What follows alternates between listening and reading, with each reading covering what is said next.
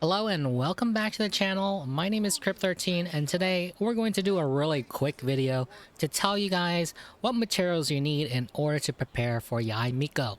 We're going to go ahead and start with what you're going to need in order to max out your Yae Miko. Level 90, level 10 talents, the whole shebang. So first off, we're going to start with Mora. If you absolutely want to 100% max out this character, it's going to cost you 7,025,995 Mora, which is a lot. I don't even have that much currently. Next up is the boss material, and you're going to need this one, the Dragonair's False Fin.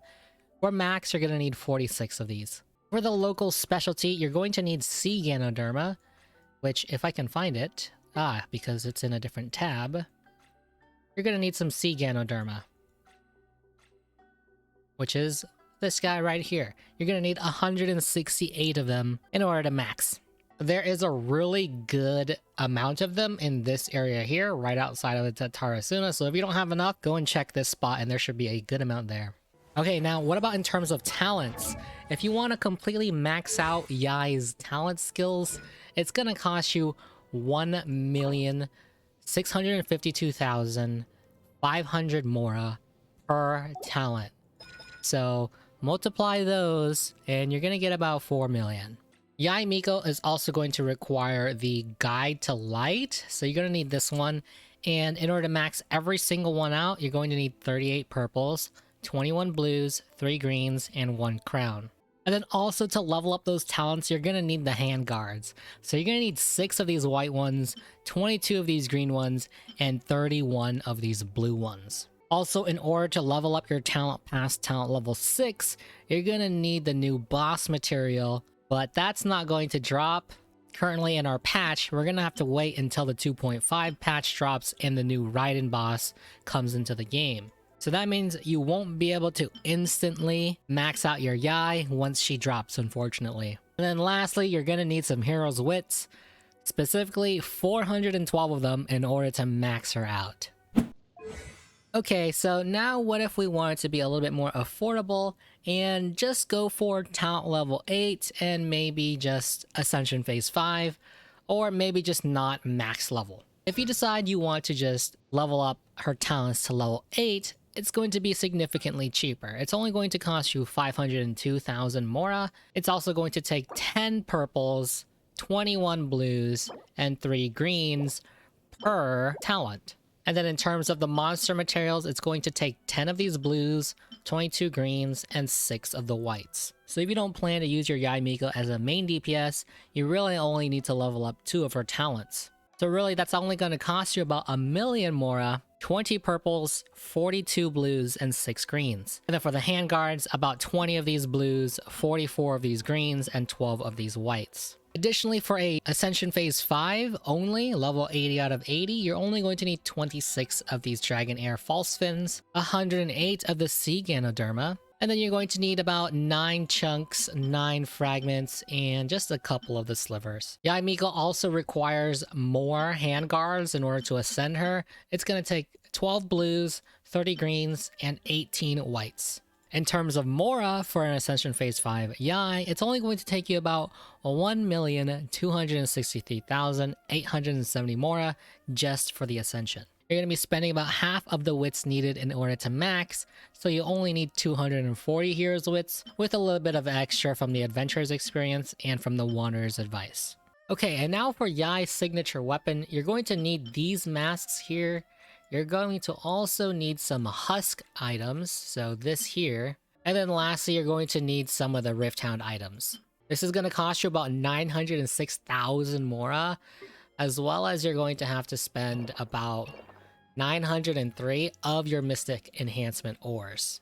If I can actually finally get to the bottom here. Yes, about 903 of these, and that's going to cost you about 906,000 Mora. You'll need 6 gold ones, 14 purple ones, 14 blue ones, and 5 green ones. And then for the Rift Hound claws, you're going to need about 41 of these purple ones, 27 of these blue ones, and 23 of these green ones. For the husk, you're going to need 27 of these blue ones, 23 green ones, and 15 white ones. Yae's talent material is also the Guide to Light, so make sure to go ahead and pick up some of these, either on your Wednesdays, Saturdays, or Sundays. Now, in terms of weapons and artifacts, make sure to check out the other content on my channel. You can get a better idea on what could potentially be pretty good on Yae. For free-to-play weapons, the Mappa Mare, Dodoko Tails, Hakushin Ring are all pretty good. If you want your Yae to deal the most damage as a free-to-play, Dodoko Tails is going to be your best for a main carry. Mappa Mare going to be pretty good if you want to play her more as a sub DPS. Hakushin Ring for more of a support playstyle and better consistency on your bursts. And she can even use some 3-star weapons. The Emerald Orb actually does some pretty good damage for a 3-star weapon, as long as you're creating electro-charged elemental reactions. If you go for the Battle Pass, Solar Pearl R1 is a pretty solid weapon. And if you manage to get yourself a Widsith, this is probably one of her better 4-star options. Especially at R5 and this passive skill, things can get pretty strong for her. Although just do know that this buff only lasts for 10 seconds and has a 20-second cooldown. The new free 4-star weapon, the Oathsworn Eye, is also not a bad choice. It provides some extra energy recharge so you can cast her burst a little bit more consistently. And then for 5 stars, her signature weapon is going to be her most consistent weapon, especially as a sub DPS. And then if you want to go for more of a main carry style, Lost Prayer is pretty good, and Skyward Atlas is also pretty good. Skyward Atlas beating the Lost Prayer if you play for more of a sub DPS style. Lost Prayer beating the Skyward Atlas a little bit more if you go for a main DPS style where you keep your Yae on the field. And then in terms of artifacts, a Thundering Fury mixed with a 2-piece Gladiator is a very solid choice, very consistent.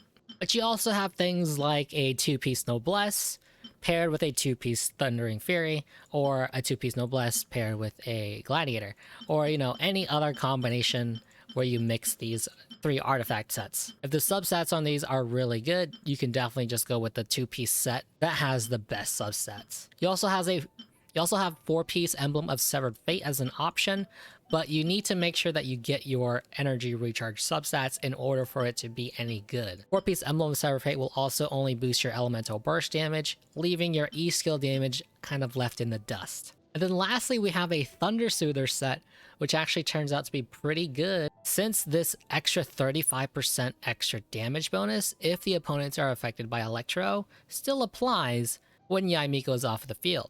And then of course there's a 4-piece Noblesse Oblige, although the 4-piece set bonus here is not going to have very good uptime because this is only 12 seconds and your elemental burst is on a 22-second cooldown. That's just a very quick explanation on which artifact sets are going to be pretty good on her. And if you'd like a more in-depth explanation, again, check out some of the other content on the channel, which may or may not be uploaded at the time of posting this video. Anyway, that's about all that you guys need to know in order to prepare for Yae Miko when she drops. I wish everyone best of luck. I hope you get her if you really want her. If you like this type of content or if this video helped you out at all, don't forget to hit the like button and drop a comment down below. Until next time, I will see you guys later.